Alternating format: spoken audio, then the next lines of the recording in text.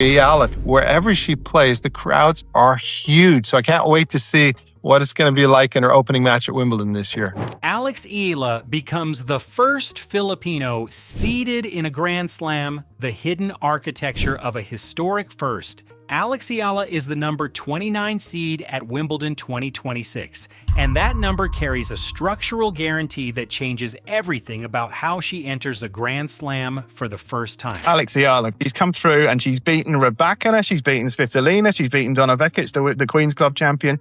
I tell you what, that was some week for Eala. This isn't ceremonial. Under the Grand Slam seeding system, the number 29 seed means Eala cannot face another seeded player in the first two rounds. She's protected, shielded from Aryna Sabalenka, Elena Rybakina, Iga Swiatek, and Jessica Pegula until at minimum the third round. For a 21-year-old from Quezon City, Philippines, who was training at the Rafa Nadal Academy in Mallorca at 13 years old, the structural protection is the physical evidence of a ranking she had to earn twice. No Filipino singles player has ever held this position in a Grand Slam draw. Not once in the entire Open era. Young girl from a smaller city can compete against the best in the world. The closest precedent is Treat Huey, the only other Filipino player to be seeded at a major. Huey earned 5 consecutive Grand Slam doubles seedings beginning at the 2016 Australian Open, partnering with Belarusian Max Mirny. Together, they reached the 2016 Wimbledon doubles semifinals, and Huey climbed to a career-high doubles ranking of world number 18. That's a genuine achievement by any measure. But doubles and singles occupy entirely different tiers of Grand Slam history. The record books treat them separately, and they always have. What Eala achieved at Wimbledon 2026 is categorically different.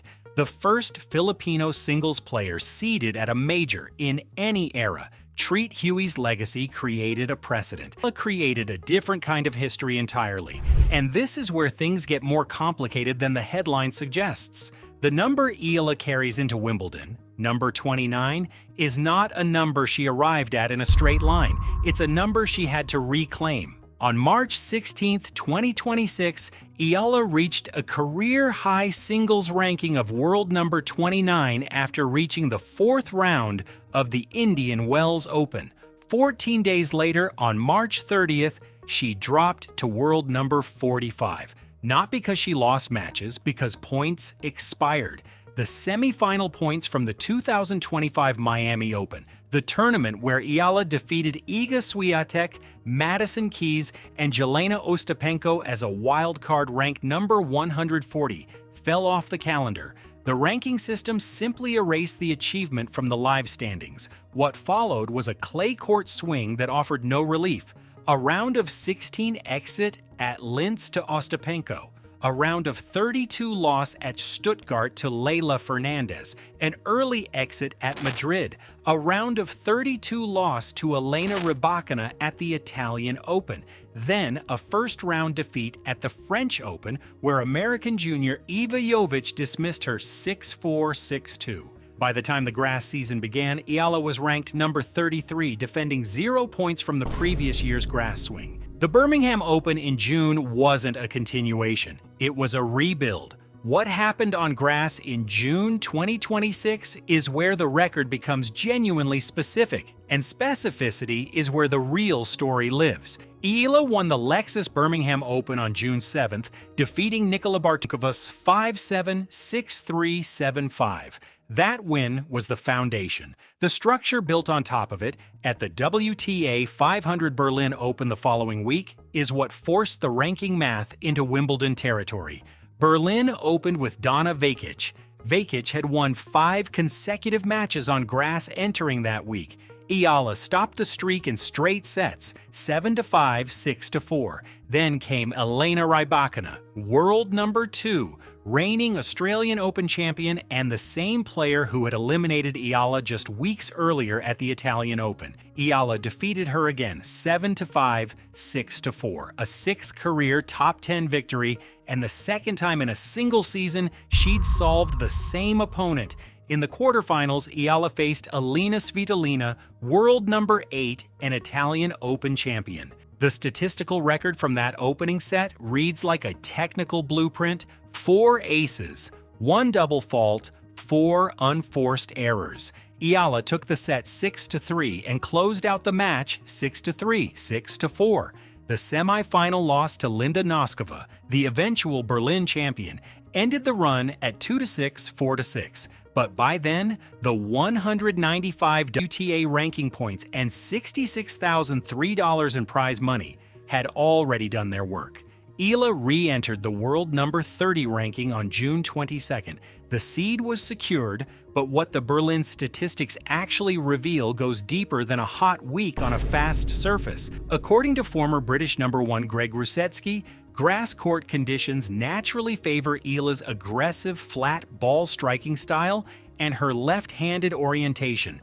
The low bounce keeps the ball from rising too high, giving Eala more time to redirect pace early in the bounce. Her left-handed slice serve slides away from opponents on grass, opening the court for quick winners in a way that simply doesn't translate to clay. And here's the contrarian reading the evidence supports. Eala wasn't built for grass. Eala was built for the Rafa Nadal Academy, a facility whose entire philosophical foundation is clay court tennis, heavy topspin, and relentless baseline depth.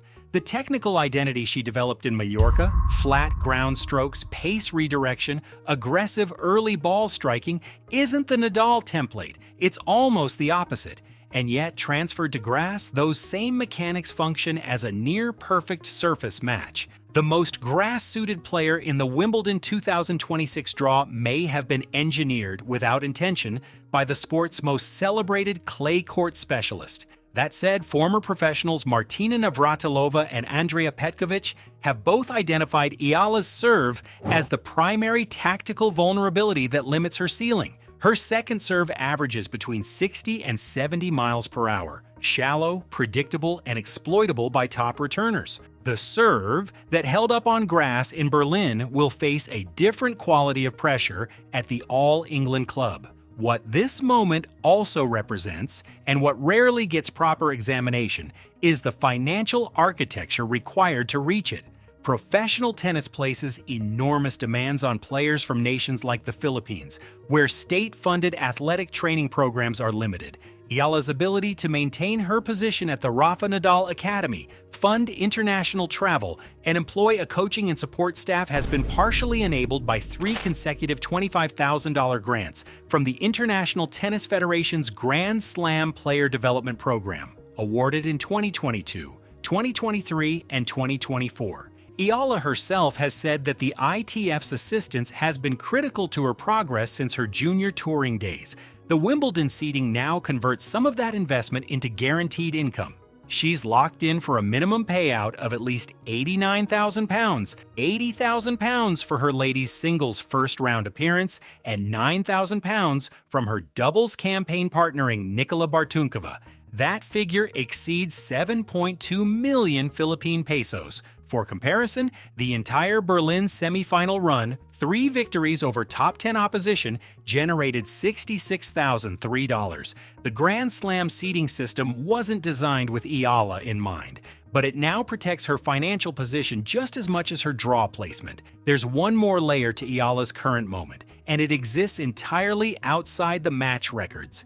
As Eala's ranking climbed through 2025 and 2026, a parallel version of her career was being manufactured online. Investigative reports by Rappler and data analytics firm The Nerve identified a network of tennis-themed Facebook pages: Tennis Together, Top Spin Central, Tennis Triumph, Tennis Today, Tennis Plus, operated by individuals based in Vietnam, the Philippines, and Bangladesh. These pages posted fabricated claims alongside AI-generated images, pushing traffic to ad-heavy websites generating between $4.27 and $7.63 per thousand ad impressions. The fabrications were specific and aggressive. Claims that UAE billionaire Sheikh Mansour bin Zayed Al Nahyan offered Eala $1.6 billion to remain in Abu Dhabi, a story that Wilson offered a $45 million endorsement deal.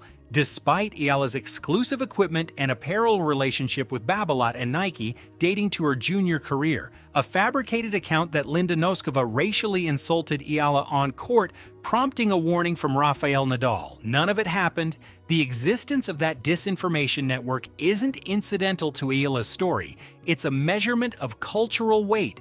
Fabricated narratives only become commercially viable when the underlying figure carries enough nationalistic significance to generate real outrage and real engagement. The clickbait economy is, in its own distorted way, confirming what the WTA rankings now officially state. Alex Iala has become significant enough to exploit. After defeating Eala in the quarterfinals of the 2026 Dubai Championships, world number 4.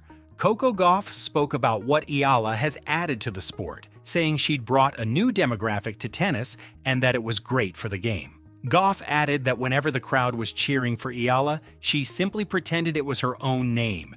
If you can't beat them, join them. That's the establishment acknowledging the challenger. Eala now enters Wimbledon 2026 as the number 29 seed, guaranteed £89,000 in prize money, carrying the first Filipino singles seeding in Grand Slam history and facing the very real prospect of a third-round matchup against Sabalenka, Rybakina, Swiatek, or Pegula, opponents who have seen the Berlin footage and know exactly what's coming. The grass suits her mechanics, the seeding protects her draw. The ITF grants funded the journey. The disinformation machine confirms the stakes. And that second serve, 60 to 70 miles per hour, landing shallow, still unsolved, remains the one variable nobody, including her own coaching staff, has answered. Whether the architecture built to reach this moment is enough for what's waiting at the All England Club, that question has no answer yet.